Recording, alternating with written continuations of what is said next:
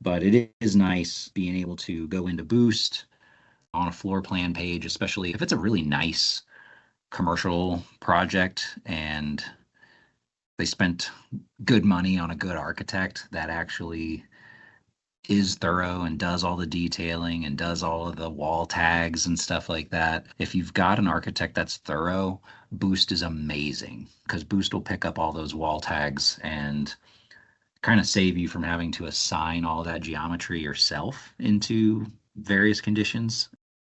On multifamily, which I would say is probably what we look at the most. It's like apartment buildings and townhomes and stuff like that. Those are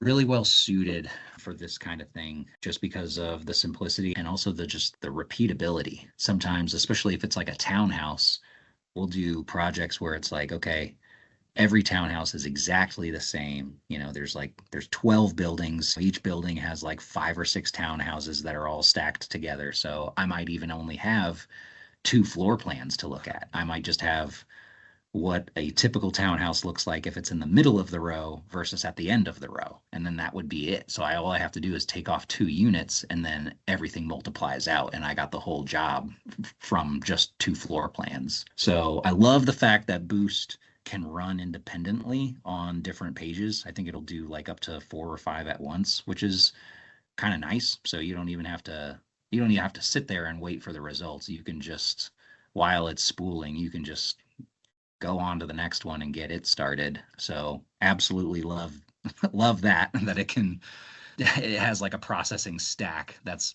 amazing. The time difference between me tracing everything out by hand myself, I think it's still definitely a huge time advantage to use Boost.